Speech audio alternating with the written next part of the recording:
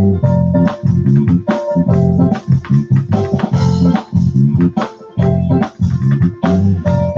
bobbleheads are back.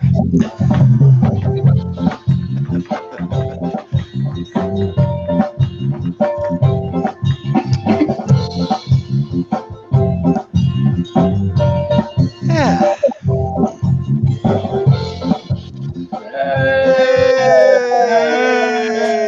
Hey, we're up and running. Good evening, everyone. Good. Good evening. Good evening. Good evening, everybody, and welcome back to our Sunday night offering of Astronomy Outreach, the Sunday Night Astronomy Show. Yay! Yay! That wasn't me. That's good. First of all, my name is Chris Kerwin of Astronomy by the Bay, and I'd like to welcome back our regular co-host, Mr. Mike Powell from the PFO Observatory here in St. John. Hey, Mike. Manu. And Mr. Paul Owen from the Moon Shadow Observatory in Hampton, New Brunswick. Hey, Paul. Hello. Evening. Okay, nice clear evening out there, folks. Yeah, look at that. Yeah, get out. Going to break. Yeah. Don't watch us. Okay, we're all done. Thanks very much. It's dark out here in Hampton. You can see the Milky Way and everything. Yeah. Oh, yeah. Oh, look, I'm seeing the moon from here. I can see the moon from here. I can see the craters on the moon. In fact, I can see the flag on the moon. I can see the flag, yeah. I beat Bezos, and I beat Musk, and I beat Branson. All the, see? That's right. You've been there for a while. I've been there. Anyway, I've been everywhere, man. Okay, let's talk a little bit about what's going to happen tonight. So on tonight's program, it's understood by most of us that the terms astronomer and astrologer can be confused. Just talk to an astronomer about astrology, and you'll see them cringe. In fact, a lot of people think that they actually mean the same thing, although that was true a long time ago.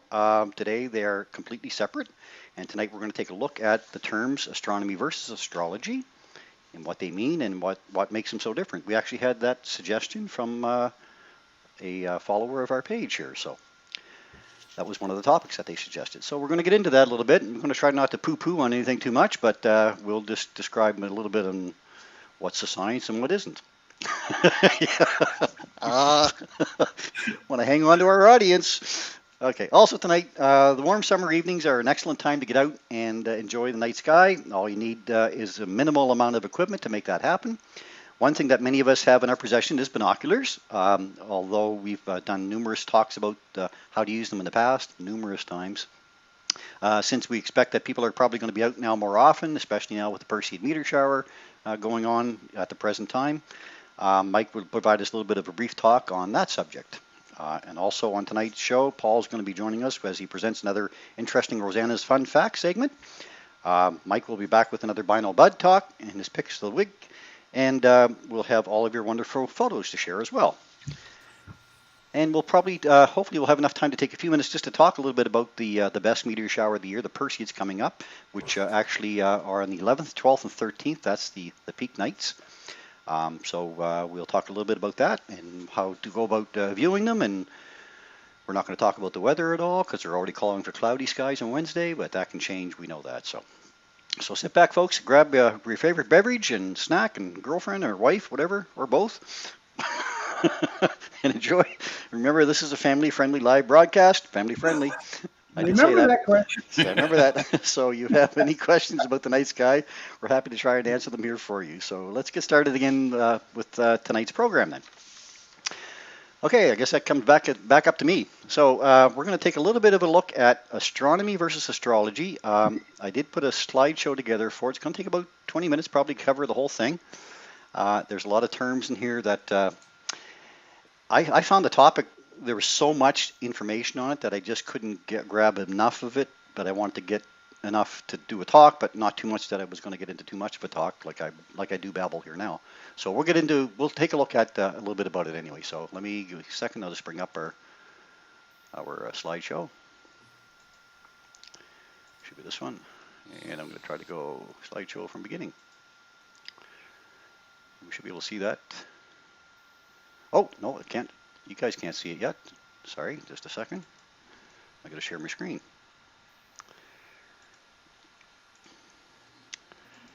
It's on Facebook. Oh, it was on Facebook, yeah, but you guys aren't seeing it, so I want to bring it up for you guys to see it too. Let's try again. Hey, oh, yeah, I gotta have your input. Let's see what happens now. Now I can see it. There we go. Yeah. All right. Yeah, which window am I on? Okay, I'm on that one. And hide that. Okay. All right. So astronomy versus astrology, and they are completely different topics, research or areas of study, I'll call them. And we're going to get into a little bit about what they're all about. So astronomy and astrology almost seem synonymous to the average person. The fact that there are numerous similarities between these two fields of study is indisputable, but there are also many differences that set them very much apart. Now, both astronomy and astrology have been studied by ancient cultures, and our night sky is the source material for both of them. However, it is important to distinguish between the two, especially if you're interested in studying just one or the other somewhere down the line. Now, the simple definitions for astronomy versus astrology from the Merriam-Webster Dictionary. Astronomy is described as a study of objects and the matter outside of the Earth's atmosphere and of their physical and chemical properties. And from Webster's Dictionary for astrology, it's called the divination of the supposed influences of the stars and planets on human affairs and terrestrial events by their positions and aspects. Now we can break these down into branches of astronomy and branches of astrology. So we'll take a look at the branches of astronomy first of all. So there's two main types of astronomy. There's observational astronomy and the theoretical astronomy. Now from those we can develop the subtypes. There's radio astronomy, infrared, optical astronomy, ultraviolet, X-ray astronomy, gamma ray astronomy, astrometry, and celestial mechanics. And then we also have astrochemistry, astrophysics, astrobiology, physical cosmology, extragalactic astronomy, stellar astronomy, and planetary science. Now if we want to go to branches of astrology, these are the four major branches that I found under astrology. So one's called mundane astrology, which involves the application of astrological principles in order to study large groups of people, such as cities and nations. Now there's electional astrology, which is used to choose auspicious times to begin new ventures and undertakings based on astrological considerations by examining the alignment of celestial bodies. There's natal astrology, which is a specific branch of astrology which holds that information about the nature and course of a person's life is reflected by the alignment of celestial bodies when they were born. And the fourth one is called horary astrology, which is a branch of Western and Indian astrology that is used to answer a single specific question by casting an astrological chart for the moment that the question is asked. So those are the basic differences. One similarity that exists between astrology and astronomy is the way in which they were originated. Now, astronomy originated in the ancient world when people began to notice that the heavenly bodies moved in a specific, consistent motion. The more people understood about the movement of the heavenly bodies, the easier it was for people to keep track of time. Astrology also had its birth in ancient times, and people began to study the universe much more intensely as time progressed. In doing so, people began to claim that the movement and position of the planets predicted events on Earth and events in people's lives. Therefore, although astronomy and astrology are very different now, they both kind of began in the ancient times. Now, astrology and astronomy were archaically treated together and were only gradually separated in the Western 17th century philosophy in the Age of Reason, or the Age of Enlightenment, which with the rejection of astrology, actually. During the latter period of the medieval period, astronomy was treated as the foundation upon which astrology could operate. Excuse me. Now, astronomical observations begin with the early civilizations of Mesopotamia, where prominent constellations are recognized and named soon after 3000 BC. The sky watchers of Mesopotamia also identified the 5 wandering stars, which the sun and the moon form, or the 7 original planets, which is the word Greek. Planets is really Greek for the word wanderers, because they wander through the sky, and the stars are all in the same place. Within Mesopotamia and the Babylonians, flourishing from the 18th century BC, are the first great astronomers. Now, the minutes and seconds of modern astronomical measurement derive from their number system, and it is the Babylonians who introduced the useful concept of the zodiac. The Babylonians realized that the zodiac, the sequence of constellations along which the sun and planets appear to move in their passage through the heavens, can serve as a yardstick of celestial time if they divided it into recognizable and equal segments. Now, this is an important part, I guess. They selected 12 constellations to represent these segments, many of them identified by the names of animals. The Greeks later provided the term for the zodiac when they describe it as, quote, the animal circle. Now, the zodiac links constellations with times of the year, and the constellations have their own links with the gods. So scientific observation of star positions merges with speculation about divine influence. The zodiac as a concept is of use to both astronomers and astrologers. In ancient Egypt, priests became the first practicing practical astrologers by linking religious beliefs to the apparent movements of celestial objects. The type of observations and predictions made by the earliest Egyptian astrologers were, however, fundamentally different than those of later periods when the cosmology of ancient Egypt yielded to the influence of Greece. Knowledge of Babylonian astrology and astronomy was transferred to the ancient Greeks because of trade and Alexander the Great's conquest, who lived back in 356 BC. The Greeks make significant advances in the fields of both astronomy and astrology, and astrology benefits from the range and vitality of the Greek gods. Linked with the planets and constellations, these very human divinities make astrology very dramatic and exciting for the Greeks. Now, there are many more examples throughout history on how astrology and astronomy complemented each other in different cultures, including the use of astrology in India, China, and of course with the Mayans. I'm not going to get into all those discussions because it could be now for another hour. During the 5th century, though, the Roman Empire falls and Western astrology kind of disappears for about 500 years. And astrology flourishes again in the Middle Ages and is practiced by doctors, astronomers, and mathematicians. Well, when Copernicus advanced the theory that the Earth travels around the sun, he dedicated his main work to the astrologer, Pope Paul III. A belief in astrology began to decline as the church gained power, and it was seen as heresy then and superstition during the Inquisition.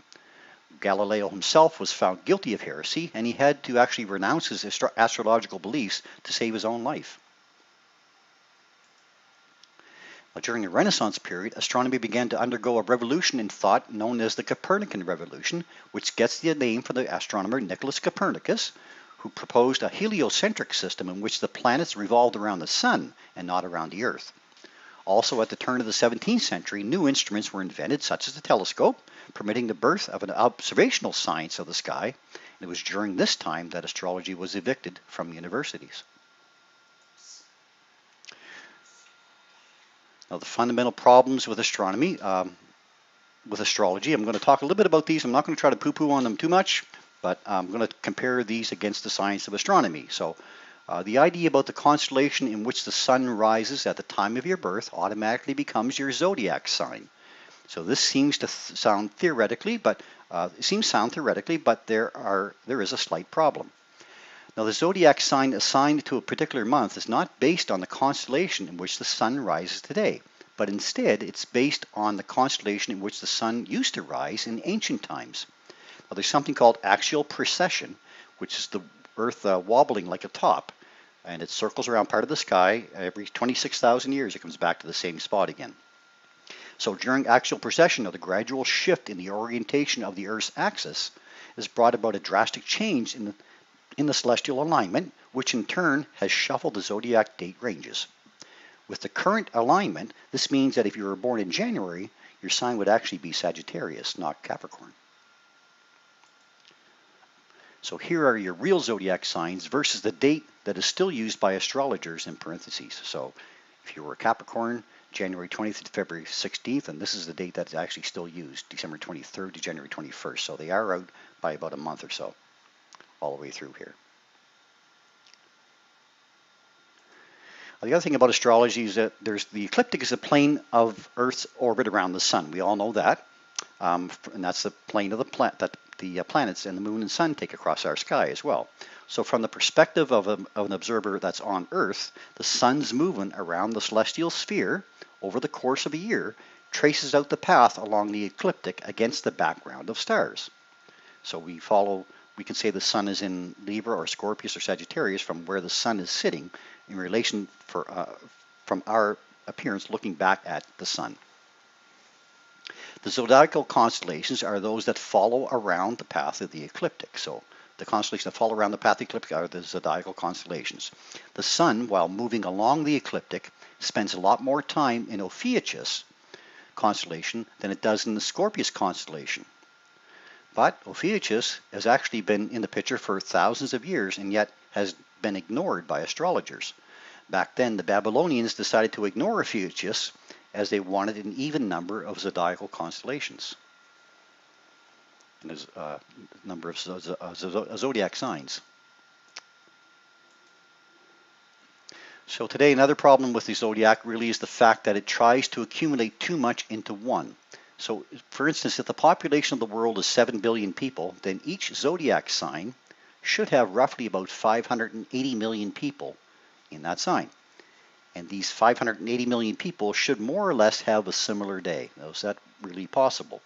Astrology does express the complex ideas about personality, life cycles, and relationship patterns through the shorthand of the planets and zodiac symbols. So I went ahead today and I picked out my horoscope, and I'm a Leo. So I looked at 4 different locations on the web and where I could find articles that dealt with my particular horoscope. And of course that comes back to astrology as well. So I went to the National Post. The National Post says this might be the best day in the year to take a realistic look in the mirror and ask yourself if how to improve the image you create on your world. Okay, pretty general. Chicago Tribune, work and other responsibilities can be a challenge, but the more flexible you are, the easier it will be to handle. So I could see that probably in anybody's life.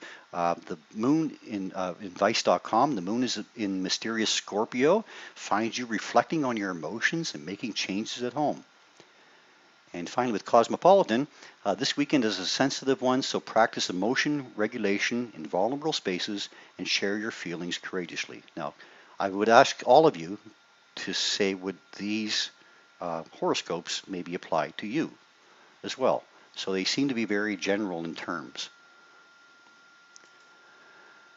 So finally, I guess astronomy is a science that studies everything outside of the Earth's atmosphere, such as planets, stars, asteroids, and galaxies, and the properties and relationships of these celestial bodies. Astrology is a divination of the supposed influences of the stars and planets on human affairs and terrestrial events by their positions and aspects. And that's about it.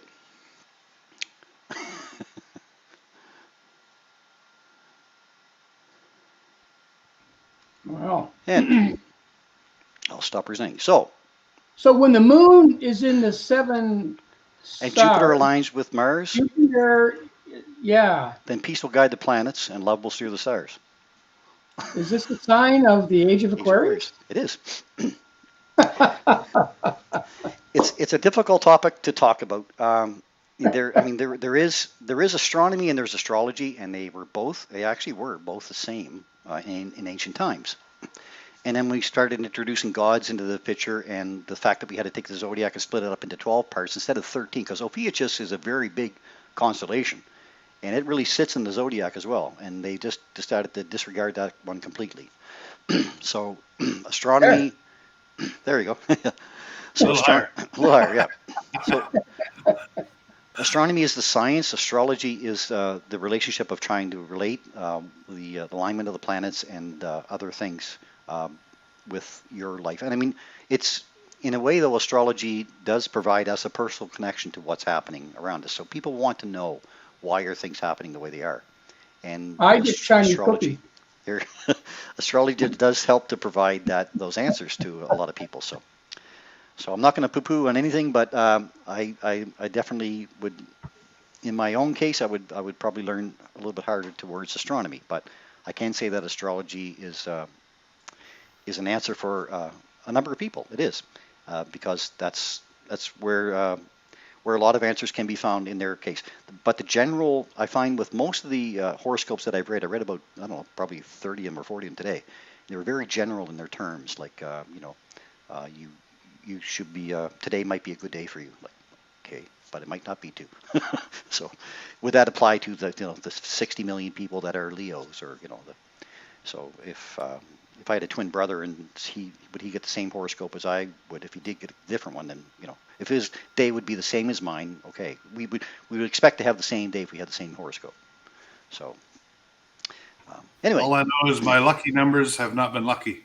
There, that happens a lot. I play mine too, and they don't work. So Yeah. So that's all I'm going to say about that topic. Everybody else out there can form their own opinions.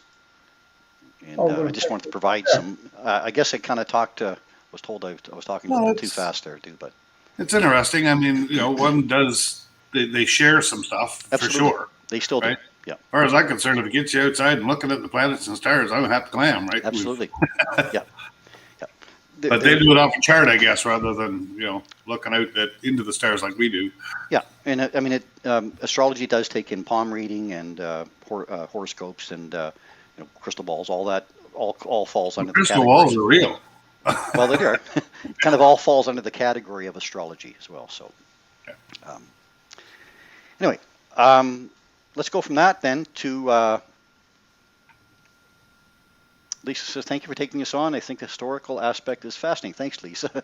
It's very difficult to go any farther with that. Renat says, "Did I update my selfie?" I did, Renat. Yeah, see that? Not wearing a hat. Not wearing a hat. Well, I got a hat on. A lot bigger one. I was at the Kennedy Space Center, and they did a photo of me. That's actually photoshopped, if you can believe it. Really? I wasn't going to say anything, but okay. Really? All this time, I thought that was all this time. Yeah. That's the only reason I follow you. Yeah, I know. Yeah. I want to know who took the picture. Yeah. He wasn't alone. No, Yeah, who was it? Obviously, you saw the person because there's a big. I did. He had a big spacesuit on too. Yeah, Buzz. His name is Look at Buzz. your face helmet. There's a flash on it. So somebody took there a is. picture. Yeah. Probably with a Polaroid because it was so long ago. Yeah. You have to do it on the moon. Look at the stars in the background too. See the stars? You can see I stars. see that. And look at how big the Earth looks. So that's pretty good. Speaking of the moon, I actually watched a documentary. Not really a documentary. It was more of a symposium that a guy did on Neil Armstrong. And very interesting part about it was they talked about when you see all the photographs of someone walking on the moon or coming down a ladder, it's photographs of Buzz. Yes, it is. And they said, well, Buzz wore a camera too. What happened? And Neil, being as polite as he is, just said, well, Buzz was more photogenic than I was. But apparently, none of the Buzz's pictures of Neil turned out. There are no pictures of Neil Armstrong on the moon. None. Right. Yeah. And the footprint that you see is Buzz's footprint. Buzz's footprint. That's right. Yeah. That Neil took. Neil took lots of pictures of Buzz, but Buzz didn't take any of Neil. Well, he did, but miraculously, they didn't turn out as clear. Yeah. That was interesting. Yeah, it was a real good documentary or a presentation on YouTube. Okay. Yeah. It was awesome. Awesome. This guy wrote a book on Neil Armstrong. Okay. And he was the only author that could sit down and talk to him without, Neil just basically opened up to him. It was a couple of years before he passed away. Is that the guy out of Australia? No, he's not Australian. He worked for NASA for years. Okay. And he did the presentation that I was watching at NASA in front of a bunch of NASA employees and stuff, and was talking about him. It was really a fascinating documentary to watch, or a presentation to watch. There's another one of a guy in Australia, and I've seen him too. Yeah, I think it was a 90-minute interview, and he actually went right up to him too. It's only 2 times he's ever done that. So. Well, this guy was his actual biographer. Okay. Or autobiographer, or whatever you call them, biography. Yeah. Right. So awesome. It was his take on him. So it was really neat. Okay. Next up. That had anything to do with what we were talking about. Well, sure. We're talking about the moon. Okay. So next up, we got a Bino Bud talk, or do we want to talk a little bit about? You want to talk about talk or talk about binos first? It doesn't matter. Let's talk about binos in general maybe first. There's not much to talk about, Yeah. With the Perseid shower coming up, stuff like that. You're not going to be taking a telescope out to look at the Perseid shower, but you may take a pair of binoculars with you to look at stuff that's in the sky. The most common type of binoculars that we've talked to people about are basically a 10 by 50. And when we say 10 by 50, we mean a 10 power magnification and a 50 millimeter lens. That's what the significance of the 10 by 50 is. As pointed out when I got reading today, These 10 by 50s have a 5.5 degree field of view. These are a nice pair of binoculars. They're fairly light, easy to handle. You know, you can get your hands on them. If you're holding binoculars, you want to hold them out here at the tip of the lenses, not down and back in here up against your eye, because they will move. Out here, you've got a lot more control over them. You can get your elbows into your chest and you can rest and probably hold them up a lot longer. If you are using binoculars, I would suggest, lean across the hood of your car or your truck, wherever you're at, or find a fence post. Well, maybe you don't want to look at a fence post because neighbors might think you're looking at something else, but find something to rest yourself against and lean on to get your elbows on it. And if you don't have a tripod, of course, or a monopod, but a pair of 10 by 50s is your regular, good pair of binoculars to view the night sky with. And when I do my Bino Bud talks, it's all about when you see the field of view of the item, it's done in a pair of 10 by 50s like these. These Celestrons, I think they're called the Cavalry model. They go on sale every now and then for a really, really good price, and they're a good pair of binoculars to view the night sky with. There's no question about it. I've enjoyed a lot of nights with those. You can move up to a bigger pair, like 15 by 70s, or I have here a pair of 20 by 80s, but you're not going to be holding those in your hands. It is impossible. I can't hold them for 3 seconds and see something because everything's just shaking. I'm trying to hold them up so much and my body just starts shaking. In this case, I built a parallelogram mount for them, which is extremely steady. And the thing I like about this when I'm doing public viewing is if a little kid wants to see, I can dip it down. And then if the adult wants to see, it stays right on target as I lift it up. It doesn't change. It stays right on target. And that is a cool feature. That takes the weight off my hands. It's extremely steady. These are mounted on, it's a surveyor's tripod that I actually picked up at, of all places, Value Village. So I got it really cheap. And then I built a parallelogram mount out of some spare wood in the garage. And I can adjust the tension on it with a knob here, and I can adjust the tension with a knob here. And then because these ones are so big and I want to look at the night sky with them, I'll put a red dot finder on the top. And it sure makes things a lot easier to find in the sky. But if you're going to get a bigger pair, get yourself some kind of a mount to put them on. Either mount them on a tripod with a ball mount or get a monopod or something, because you will not be able to hold these with your bare hands. I'll step down to what I call my favorite pair. These ones I came across, they were actually kind of donated to me. They're called, they were put up by a company called the Mountain Co-op. And they're like hiker's glasses is what they are, or birders glasses. They're 8 by 42, which means they're 8 power by 42, but they're wide field. They have a 6.5 degree field of view. And they're crystal clear when you're looking at objects with them. I mean, I was so taken back by the how clear they are when you look through them. And the neat part about it is when you open them up, you lift the eye caps back and that gets them the right distance from your eyes.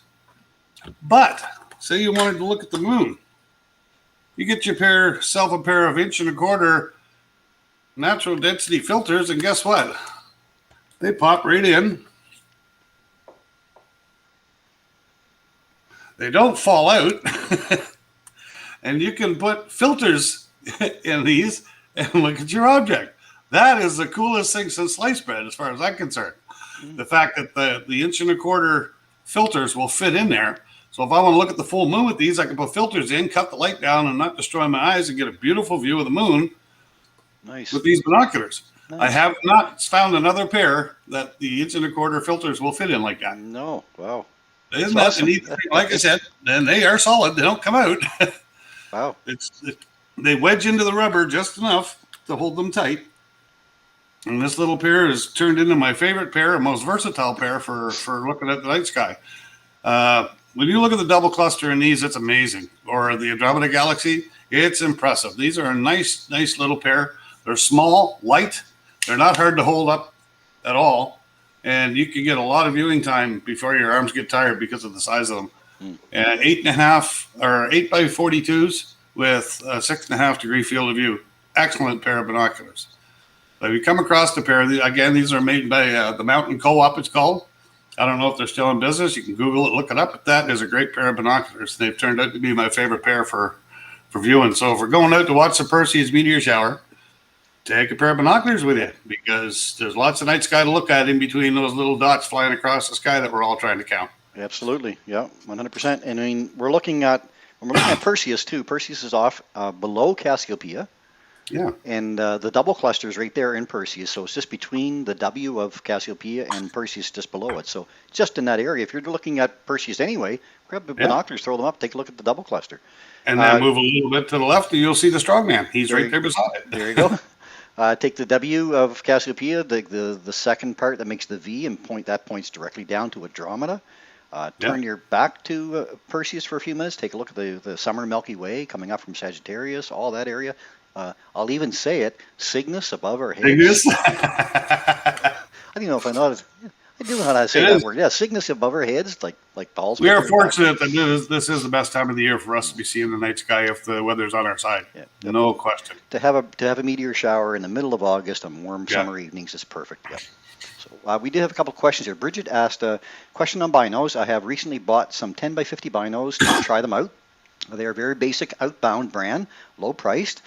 She says, sorry, continued, I am willing to pay more. Do you think a Celestron 10 by 50 would provide better view that is clearer? Now for Saturn, you're not going to get a view in binoculars. All you're going to see with binoculars really is an oblong shape. Oblong, yeah. You can't split the ring in the disc, unfortunately. I can't even split the ring in the 20 by 80s. Right, yeah. You need to think of a 4-inch telescope. Very close, but not quite. Yeah. That's a big pair. So I wouldn't go out and buy another pair just to think you can see Saturn with it. No. Yeah.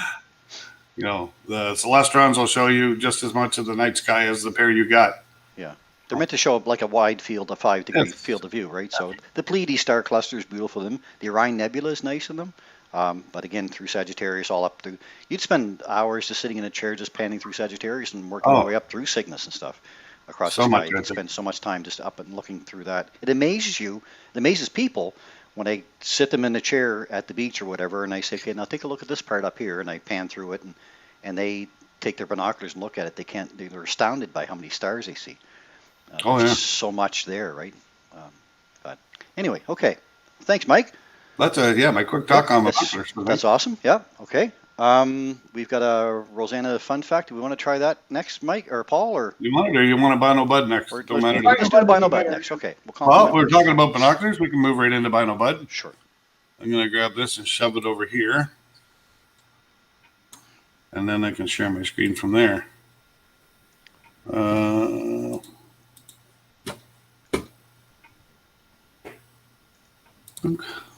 Share.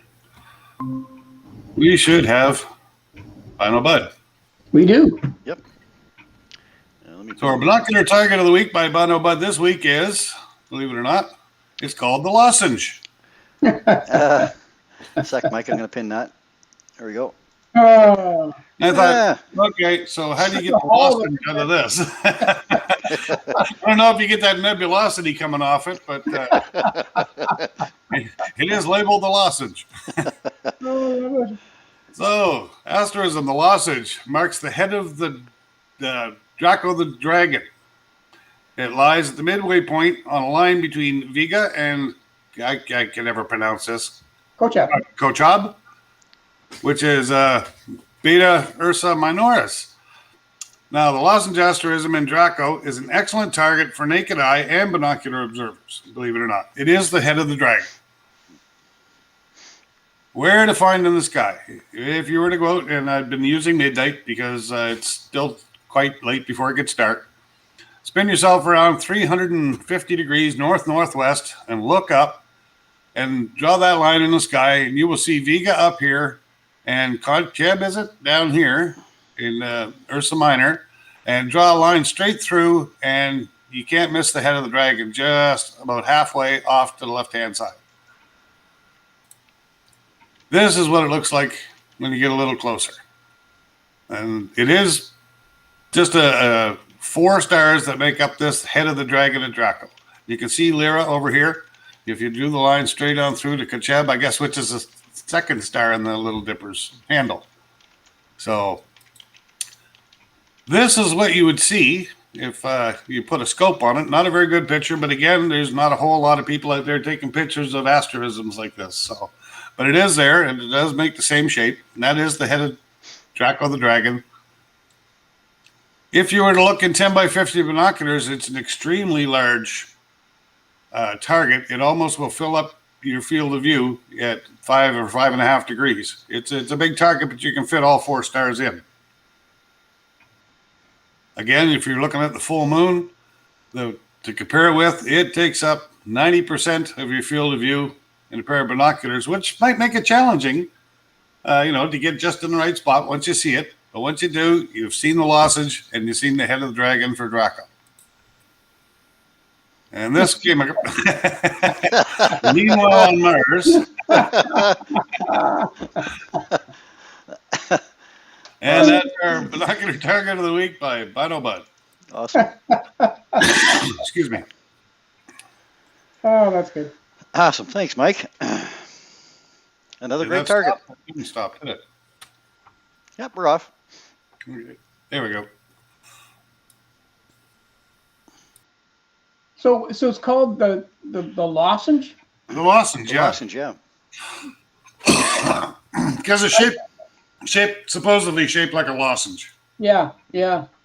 That's the first time I've heard of that one. So Me too. a comment I've here. been going through asterisms. Yeah. Looking at lists and asterisms. There's a lot of them out there that are neat to look at. And you wonder how they get their name, and you try to equate the name to what they look like. Yeah. No. That's awesome. Roseanne, okay, my missus is there saying, I heard you talk, Chris, and I just want to make sure I have it right. You 3 guys are into astrology, am I right? We're into whatever brings people to the show. Hey, that's right. That's it. Yeah. We can tell stories many ways by pointing to the sky. Absolutely. And you're about to tell a story right now.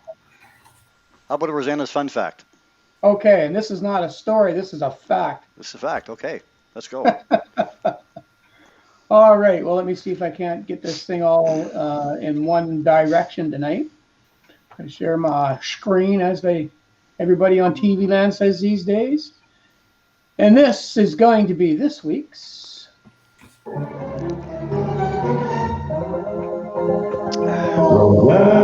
Fun fact. Hey! Well, hello, Rosanna. Welcome back for another great week of your amazing fun facts. And this week, I'm supposed to try to play a piece of music, and let's see if we can hear it.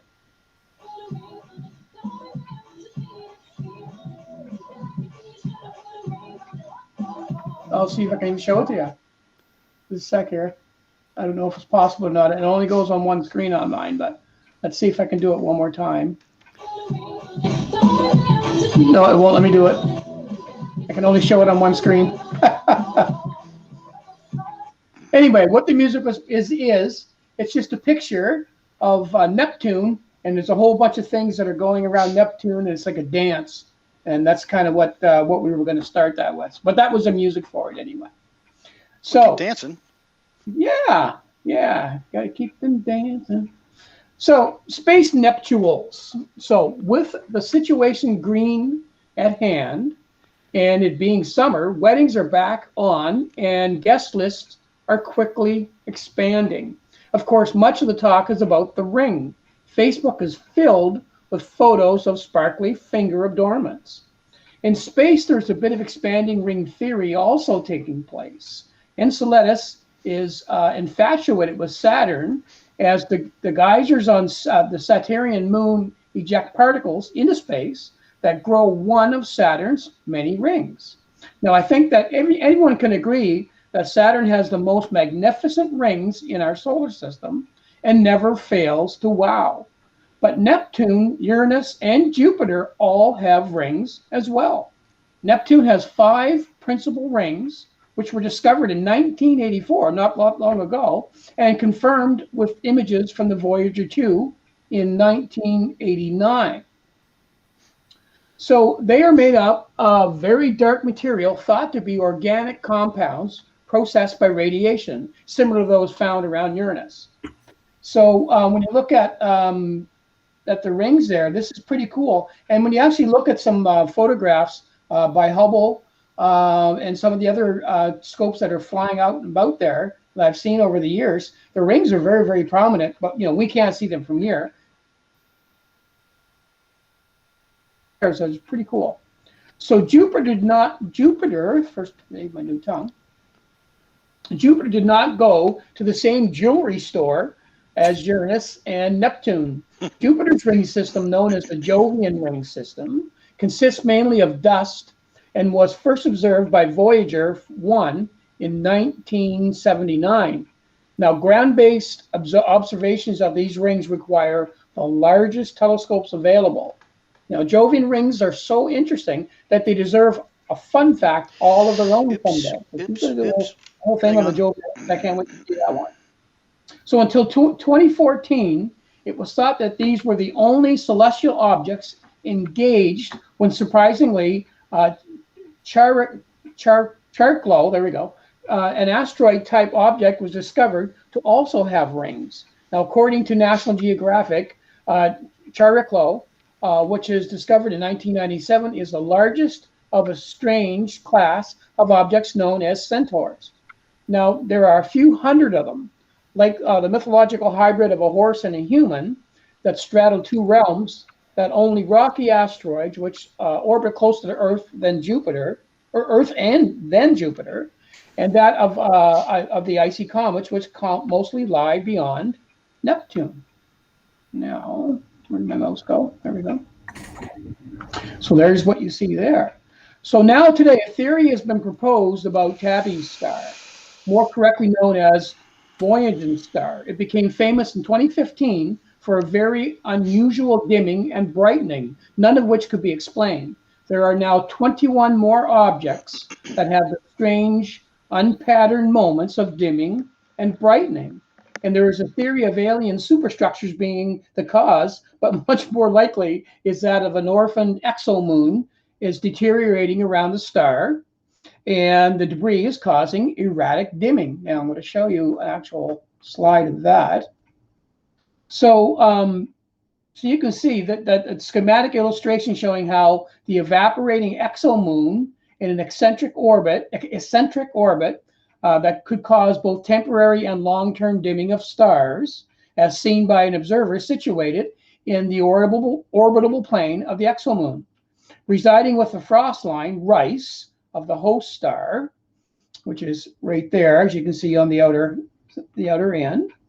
The exomoon would be subject to strong outgassing, which forms an opaque cloud surrounding the moon, causing deep dips in the light curve when it transits the star.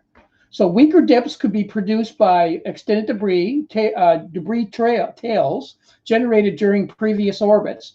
Larger particles would persist over a longer time scale and settle into irregular disk structure, causing long-term dimming as the material accumulates.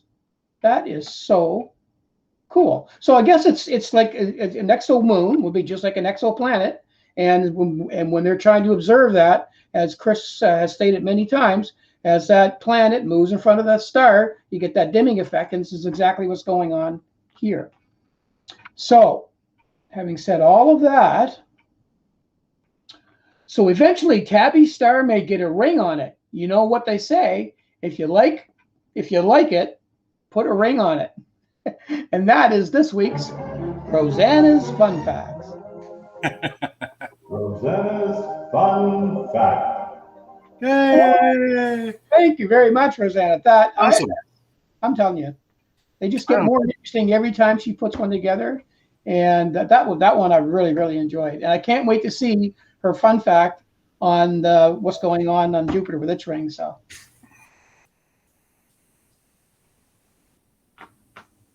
I think you did it, Chris. I don't want all the background noise while you're talking, but then I forget to turn it back on again. So yeah, I'm the one probably has the most difficulty doing things live. I was there trying to change the screen in the background, actually. Trying to increase the size of the screen. I changed my background instead. Anyway. Oh, well. Yeah, a little warm here. Okay.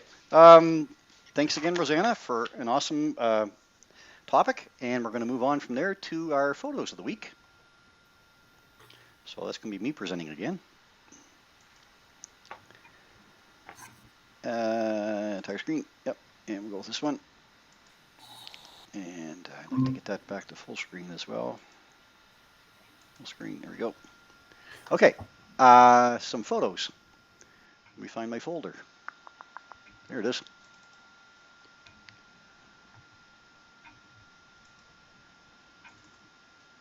Okay, first up is Da-da-da-da. Oh, coming up on the wrong screen. That's good. Let's bring it down here. There, how's that? All good? Yeah. Good. Okay. Well, first of all, we get Kathy Adams. Kathy says, "Hi, Chris. After some late nights, I decided on sun watching and shooting today. The sunspot." Well, I got the wrong slide, don't I? Yes, I do. That's not a sunspot. Let's go back this way. Here we are. Here we are.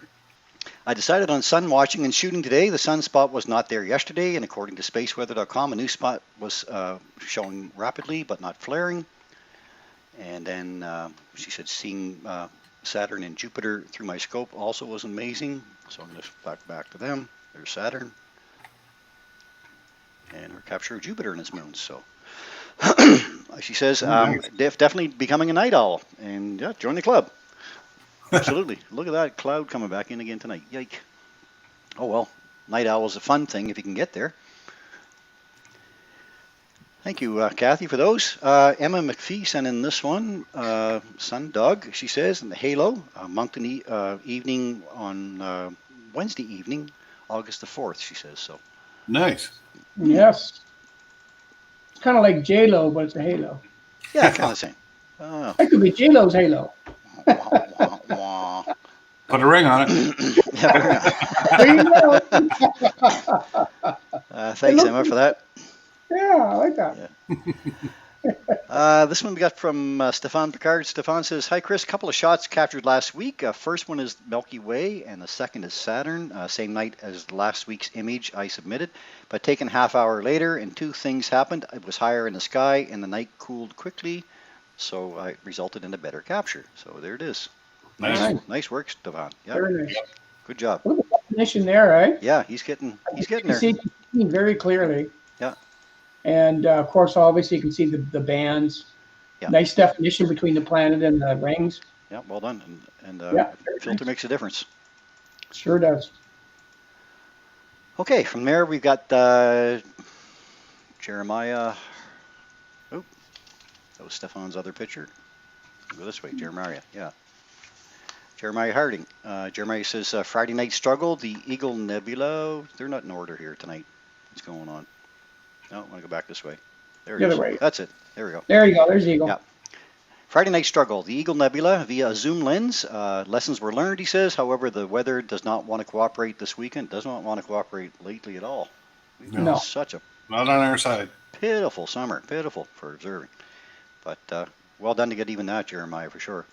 Yeah. This one he says Milky Way after some editing, taken with a Rebel T6, ISO 1600, f-stop f4.5, exposure time about 7.5 minutes. Tried stacking 3 exposures, works out to a 10-minute exposure at ISO 1600. Tracking was done with the Star Tracker or Star Adventurer 2i. Right on. So yeah, they Nice. made the Yeah. difference. Nice. And nice round stars. Good Looks job. really good. Awesome. Good job. Patty Millette sent these ones in to us. She says a few star pictures for you. So she caught Sagittarius down there. Sagittarius, Yeah. Yeah. It's, That's awesome. Look at the clouds. Yeah. yeah. Very nice. There it is again down here. So thanks, Yeah. Patty, for those. Next up, we've got Gary White. Gary White said a beautiful clear sky for camping at South Kootenai. Yes, sir. Oh, there's dark skies. That's not down here. Yeah. Yeah, that's for No. sure. Look at the Awesome. stars. Yeah. Isn't that Wow. something? Oh, Amazing. I mean, if you zoom in a little bit, you can just see. Again, nice round stars. Chris? Yeah. Very nice. Good job, Gary. Thanks for sending that in. Yeah. Yeah, we love those skies up that way for sure. Matthew Dupre sent this one in. Oh, nice. Let's get this one up a little larger here. Triple Lagoon. Yeah. He said, I took this one last Sunday night before the moon came up, the lagoon and the Trifid Wow. nebula. I was Well out done. again. Did he say what he used? He didn't say what he used, no. Okay. Starting to get the color to come out in the Trifid. Yeah. Awesome. Nice capture. Nice. Very nice. And from there, I got to move down my screen a little bit to get the next view. He said he was out the next night. Here, this one. Oh, nice Milky Way. Very nice. But again, last night he said this was about 29 minutes total exposure. So, well done. Yes, sir. Yeah. A lot of detail in there. Oh, yeah. Yeah. There's the prancing pony. Look, I can see the prancing pony now. Yeah. I never knew what that was until somebody pointed out. I think Robert pointed out. Once you see it, you can never unsee it. That's it. Exactly. Yeah. Yeah. But there's so much going on in that part of the sky, right from where that pony is, off to his right, of course, where Ophiuchus, and you see all the where Antares is, and then straight up. There's so many between the star clouds and the galaxy, it was galaxies, and the nebulosity that goes on up through there. Yeah. That's also the realm of globulars. That's Look true. at the M. See the M right there, almost where your mouse is. Yeah. Over the other side. Over here. The M that's done in the dark dust clouds. Yeah. Okay. Dust lanes, I should say. That's just fantastic. Yeah, so Beautiful much shot. there. There's so much there just to pan through even with binoculars. It's so beautiful just to get out and enjoy that part of the sky for sure. Mm-hmm. Okay, from here, we got a picture from Bob Bartlett. No, we don't. That's the wrong way. It's another Matthew Dupre. No, hang on. Let me get my order here right. That was Matthew. This is Jamie. Why not? Oh, you got Jupiter. Jamie, yeah. Nice. Hi, Chris. I took this Monday. First one is of Jupiter and its Galilean moon, she says, and a closer view of Jupiter and then Saturn. So here's a closer view of Jupiter. Yep, there's some bands there. Ooh, Nice to Nice. see it. Yeah. There yes. you go. There you go. Yeah. Nice. And Saturn. Awesome. Excellent. Well done, Good Jamie. color on Saturn, too. Yeah, well done. These people who are just starting to take photos, and I'm seeing like we're watching them progress as they move through through the hobby, right? I mean, we've seen pictures from Jamie now for a little while, and we can just see how they're getting so much better as we move, our way through the hobby. Yeah. You can see the change, right? It's pretty neat. Yeah. That's our other. Oh, that was our other shot. Oh, way too many. There we go. Let's go back here. The mouse was going crazy. Okay, that's our other shot of Saturn as well. Well done. Did you miss? Sorry. Go ahead. No. Okay. Bob Bartlett sent this one in of moon capture. Very nice. Nice. Yeah. Lots of detail there. Look at the definition and the craters. Yeah. Unreal. Great job. Wow. Beautiful. That Terminator line is so impressive, no matter where it is on the moon. And then finally from this is from Karim Jafar. We know Karim. Karim works as a professor of astronomy and physics at the John Abbott College here in Quebec. He's a RASC member. I think we've all probably, I've talked to him a number of times. He had intentions actually traveling with his family down here to join us in New Brunswick to visit some of his favorite spots down here, and or actually some of the spots I had mentioned to him. His first trip really down around our area, and maybe join us at St. Rest Beach some evening was hoping for. Well, COVID, of course, restrictions prevented his trip down here, so he traveled with his family up to Perseids, I think it's called P-E-R-C-E. It's the area around Gaspé, and he shared these few photos of his location with me. So that was some of his night sky up there. Wow. Nice. Hey, There's is that Andromeda Galaxy? Yeah. Yeah, Andromeda in there. Yeah. You know what? That's exactly what it looks like to the naked eye. Yeah. In the dark sky sight. Yeah. Very nice. Very nice. And there's just a star. Oh, trail. nice star trails. Oh yeah. Well, from there, he had shown me these ones of his spot. Like this is his view, and it was this little spot here I was kind of interested in. I was actually looking at this spot here, which is kind of like Split Rock down Garden Settlement area. Yeah. Right? And, So I wonder, did he say if that was a sunset or a sunrise?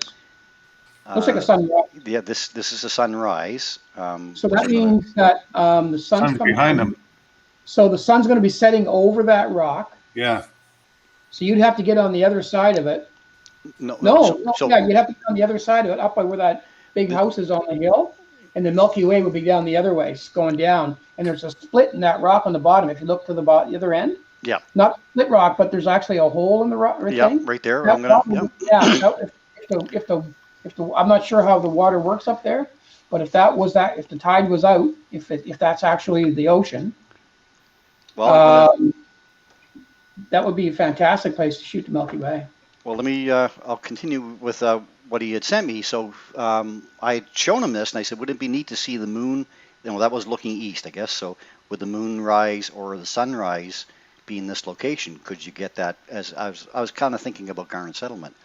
Mhm. So then next morning he went out with his wife and son, and his son Ilias Jafar, he's aged 18. He captured these photos. So, Oh, wow. so yes, sir. there's number one, Gorgeous. and there's number two. Yes, sir. Oh, That answers the question, doesn't it? yeah. Look at the reflection. How Yeah. perfect is that? And the people Yeah. down there watching it. Isn't that something? That was a there's, little hole I'm talking about. There's number three. There it is in the split. So That's an awesome. astrology thing. Yeah, yeah. But he's moving around a little bit to get all that. He is, yeah, Not yeah. move too far, obviously. That's awesome.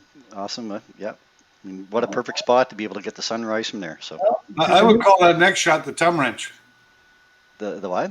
The thumb wrench. oh thumb yeah, wrench. yeah. The nut is the sun in the middle, and that's the thumb wrench trying to Like a take big pipe wrench. Okay, Thumb, yeah. thumb wrench. You use your thumb to adjust it. In Gaspé, you might. Yeah. There, awesome. Okay, so thanks for those, Karim. Yeah, Appreciate nice. that. Yeah, That's nice to. fantastic. And okay, so if you have photos that you'd like to send into the show, you can send them into SundayNightAstronomyShow@gmail.com. We love getting your photos, as you can see. We love sharing them, and yeah, we'll like to see them. So let's get out of this, and I'll bring us back to stop presenting. Yeah. There, yeah, awesome photos. Well done.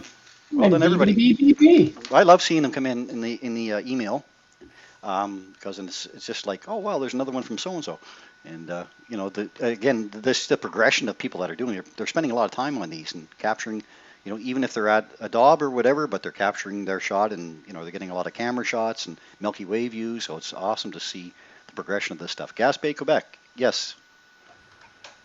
We're not.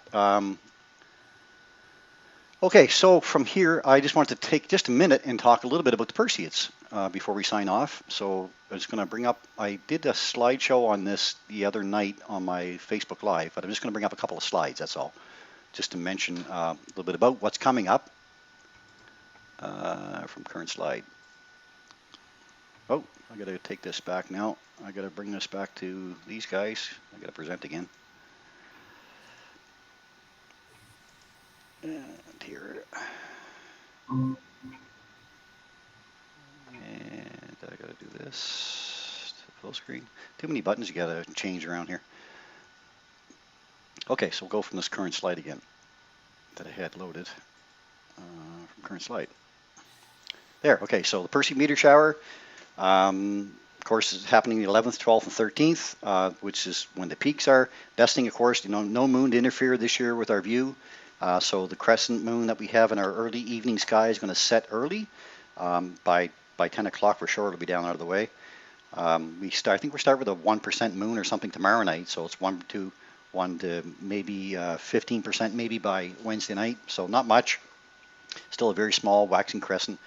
Early morning before sunrise really is the best time, but many are really still visible in the late evening. Even if you went out tonight and you had a clear sky and you were looking northeast, from a dark spot, then you probably pick up some, because it does take us, you know, about a week or so to get through the stream that's being left behind by the comet. From there, we'll go to the next one here. So the Perseid meteor shower, some tips. Find a dark sky site away from a wide open sky if you can get it, because the more that you can view of the horizon around you, the better it is, because Perseus is fairly low in the sky at 10 o'clock or so. It's still hasn't risen up very high. So you really got to wait really till after midnight. 3 a.m. or so is really the prime time, because Perseus is up nice and high at that time. So find a dark sky site and wide open sky away from the city lights. Gives your eyes a chance to dark adapt, and it gives you a chance to see the fainter ones. Watch from about midnight until dawn for the best results. Give yourself at least an hour of observing time. That's because you're not going to go out and see them in the first couple of minutes. You might get lucky, but you're only going to see a few, and then you'll have a pause, and then some more, and pause again. So don't give up if you've been out there for 5 or 10 minutes. Say there's nothing going on. You know, give it about an hour of your time, and you will be rewarded with some meteors for sure. Bring along something, some comfort items. Really a comfy reclining chair or a blanket is best if you can lay back a little bit and relax. That's the best comfort that you're going to get. Bring along a warm beverage and a blanket, another blanket maybe to throw over you because you are sitting down on one spot or lying down on the ground. It does feel a lot colder when you're doing that because you're not really generating a whole lot of heat because you're not moving around much. So, expect it to be about 10 degrees colder than it, or feel about 10 degrees colder than it really is. So, that's what you kind of take as a rule of thumb. Also, some bug spray. Bring along some bug spray. A little bottle of bug spray may make your evening the very best, or could ruin it if you don't bring it along. So, you get these little pesky ones that want to hang around, especially on the hot, humid evenings.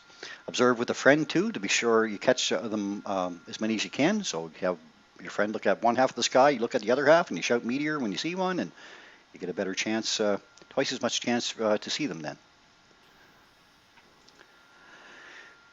So no special equipment. If you're clouded out, don't worry. Wednesday is just the peak. You can start observing, now, tonight, and even a few days after the peak. So the best place to find them is look to the west. Look for the northeast. You'll see this large W-shaped constellation, very visible, called Cassiopeia.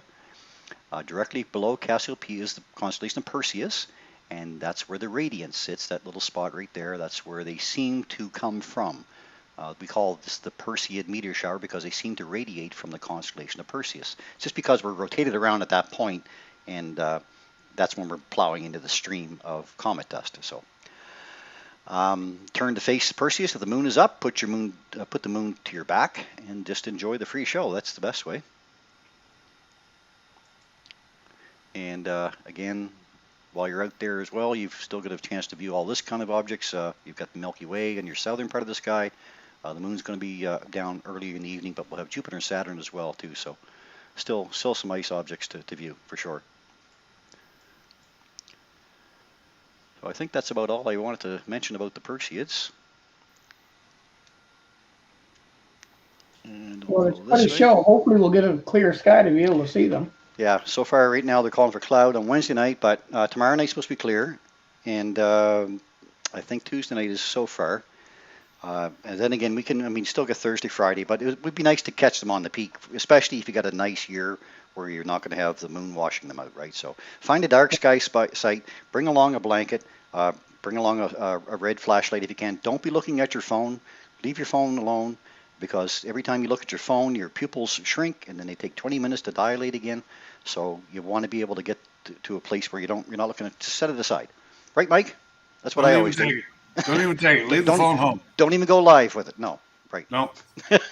Leave the phone at home. Leave it home. Here you go. Especially if you're waiting for a call. Still leave it at home. Still leave it home anyway, yeah. Anyway, folks, I guess that's it. So I hope you get a chance to enjoy the show. And I hope you get an opportunity to enjoy this show. But the next show coming up is even good, too. So the one on Wednesday night is going to be a great show. Again, tomorrow night, right through till Saturday night. Don't fret. You can still get out and see some of them. And it gives you a chance to get outside and enjoy the nice summer night sky. This is a perfect excuse to be out underneath the night sky in the summertime. So, okay, so you guys got anything else to add, or we're going to wrap up? I guess we're wrapping up. Okay. So in closing then tonight, special thanks again for your continued support out there, everybody. Special thanks again to Rosanna, of course, for her continued contributions to our show. I really do appreciate all of your efforts out there in helping us put on the show. We'd also like to thank all of you who share the program for us, including our faithful sharer, Trudy Allman. Thank you, Trudy, from all of us as well. And remember, we do love getting your photos, so send them in to SundayNightAstronomyShow@gmail.com, and we'll be happy to include them on our next broadcast. Also, as we did tonight, to talk about astronomy versus astrology, we're also looking for topics for future shows. So if you have anything that you'd like to discuss or us to discuss on the future episode, just send it into the same address, SundayNightAstronomyShow@gmail.com, and we'll be happy to make it happen for you. Also ask that if you enjoyed the content tonight and you joined us from YouTube, please consider giving us a like and subscribing to our channel. And please let your friends and family know that we are here every Sunday night. Every Sunday night. I think we took one off, but not bad. Religiously. Every Sunday night. Yeah. That is religiously, yeah. I mean, I'm more religious with this than I am with work. To help educate you and entertain you a bit while we talk about the night sky. So for now then, from Mike and Paul and I, stay safe, everybody out there. We wish you all clear skies, and we hope to see you again here next week. And remember, as we like to say, guys, keep your scopes pointed up. Light it up. And we cue the music.